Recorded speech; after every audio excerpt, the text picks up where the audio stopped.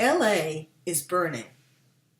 What do the fires in LA have to do with terrorism, you might ask? Well, the fires are raging around LA. The Thomas Fire, which is in Ventura, the Skirball Fire in Bel Air, the Creek Fire, the Rye Fire. You probably have heard this in the news. Well, my house is very close to one of them. So as you can see, I'm in my favorite sweatshirt. I have my dog on my lap, ready to get him in the car.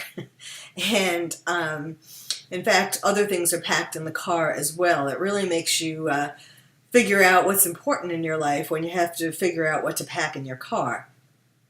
It's very scary because the reports are all saying, especially today, that the fire is out of control because of the winds.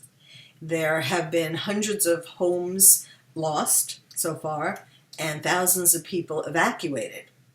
So last night, as I was driving from my home to my horseback riding lesson and back, I was listening to the radio, and here there are dire warnings about what was happening, what was going to happen in the next couple of days, and it made me think how similar this is to terrorism. I know what you're thinking. What? What do fires have to do with terrorism?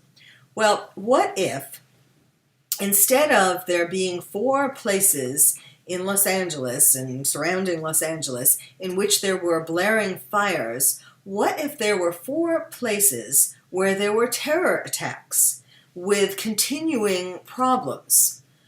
It is not so far-fetched to think about this. Would we be ready? The media is telling us in regard to the fires, get ready, get set, go. Really? What does this mean? Does anyone really do this? How many people are really ready for the fires? I mean, yes, when it gets close to your house, you put some things in the car, not necessarily all the things, but, you start thinking, yeah, well, it's getting close, maybe I should do something. But what did anybody do before then? Very little and very few people. So it's because we want to stay in denial that a fire could ever burn down our house. It's because we have to face mortality and we have to face loss of people, of things, if we start getting prepared for that.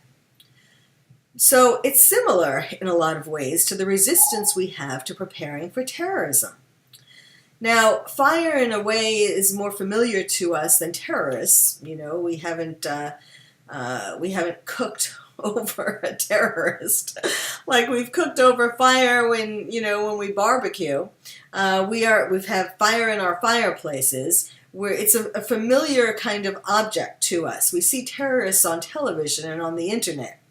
So it's a little harder in that way. But terrorism, unlike fire that can be here in minutes, that's what they're telling us, because of the winds, terrorism is an ongoing, gradually increasing threat, and not necessarily that gradually anymore. But it's also a more definite threat. In other words, we can tell ourselves that we're going to be lucky and the fire is going to skip over our home. But how can we tell ourselves that we're going to be lucky forever and not be affected by terrorism? We see it's been really so sad, so tragic to watch people on television who have lost their homes. They're picking through the things. I can't help but put myself in their place, and then that gets so scary. It's like because I can't imagine what I would do if that happened to my home. And of course, it's something we unfortunately have to be confronted with. But it's just like when we see on television people lying in the street after a terror attack. We've seen that way too many times already.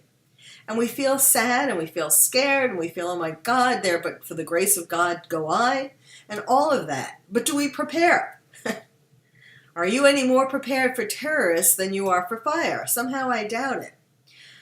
Well, we can't pretend that we're not going to be affected by terrorists like we can try to pretend we're going to be skipped over by the fire, because in fact we are already affected by terrorists, even if you haven't had a terrorist attack in your home. Since 9/11, we have all been affected by terrorism. The most obvious place is when we have to take our shoes off for TSA.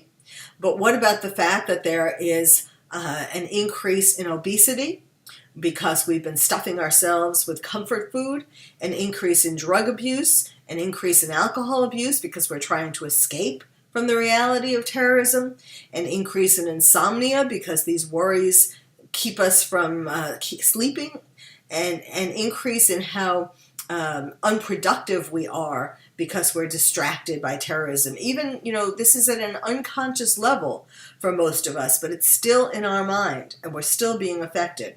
So last night, as I was driving to my horseback riding lesson, because yes, you might be wondering, why on earth am I going to a horseback riding lesson when my house is in the path of the fire? Well, it was scheduled and I compete and, Anyhow, when I was going around the ring, jumping over the various jumps in the course, I told my trainer, I can't help but think, what if this is the last time that I am able to do this? What if something happens in the area where my horse is? What if something happens to my home?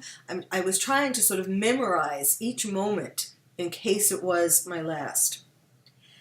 And, so what's the lesson in all of this? And then after the end of my lesson, I didn't want to leave. I kept hugging my horse because I kept thinking, what if this is the last time? And we need to be thinking about these things, not, necessarily in as dramatic or acute kind of sense as people in LA are feeling now. But we should be thinking about this now. And what's the lesson that I learned from all of this that I'm trying to teach you? In my books about terrorism, I talk about all kinds of things that parents and grown-ups and kids can do to prepare, not by taking things to the car, but there are lots of things that you can incorporate into your life gradually, because it's not as immediate as a fire coming, just a few miles away. But I learned last night that there are 3 basic lessons that we should keep in mind that aren't as scary and don't make us think as much about our own mortality. And those are that we should we should appreciate every moment, just like what I was saying. I tried to memorize every moment. And we should be grateful for what we have in our life. And we should be kind to others because they're going through the same thing. We're all in this together, whether it's a fire or terrorism. So these, at the most basic level, these are the 3 things that we need to keep in mind. Now, you can incorporate them into your life without waiting for a fire, without waiting for a terror attack to be near you. And most importantly, you need to teach these things to your children. Because, imagine the children in the homes that were burned down.